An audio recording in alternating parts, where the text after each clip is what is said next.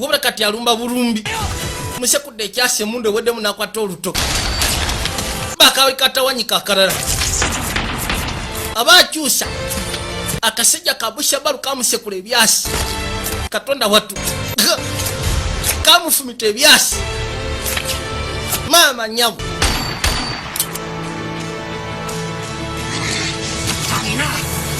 nayitawo bwatu nakakana paka wansi wabula awulira aweddemu n'amaanyi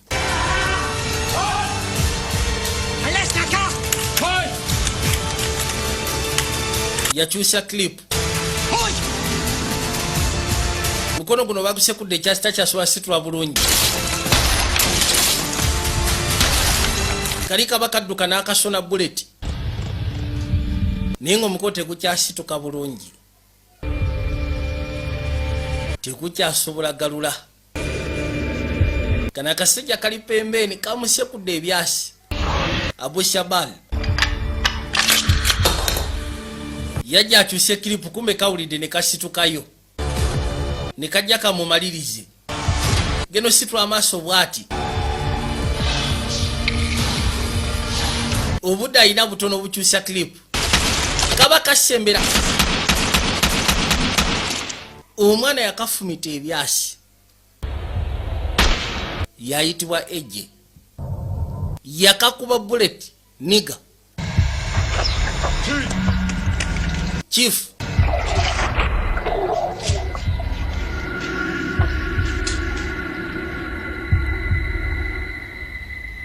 Assault 2, this is Assault 1. Be advised, tunnel is secure and all threats are neutralized.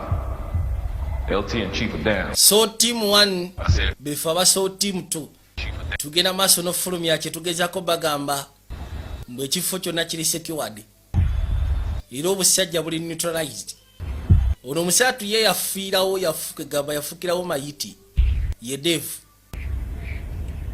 teyasobola simatuka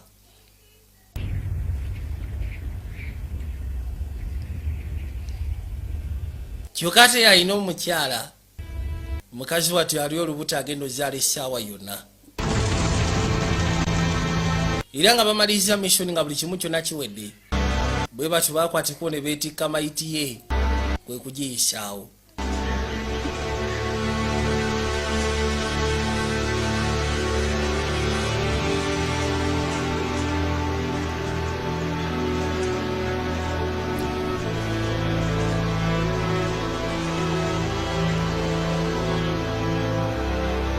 Your father was a good man. kisawo yali musawo musufu It's gonna be hard.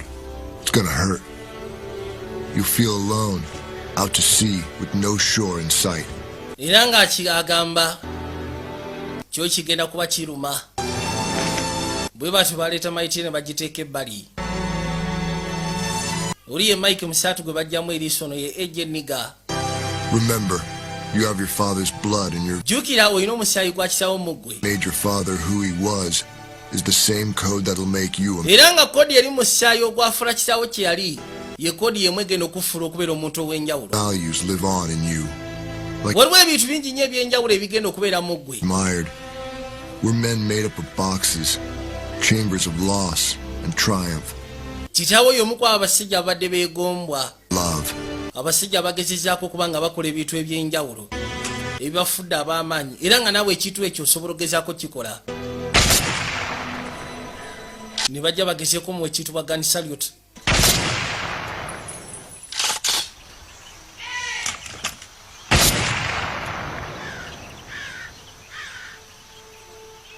No one's stronger than a man who can harness his emotions and his past.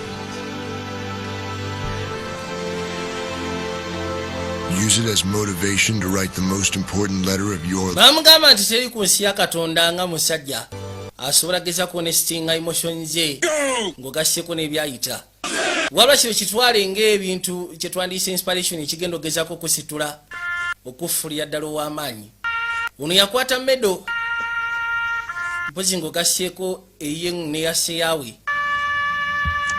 n'azireeta ebbali ku ssanduuke zino medo ze babaweeza obuzira kusinziira ku bikolwa bye baba bakoze eby'obuzira lodi yatandika okugenda maaso n'ozipininga ku keesi yateekako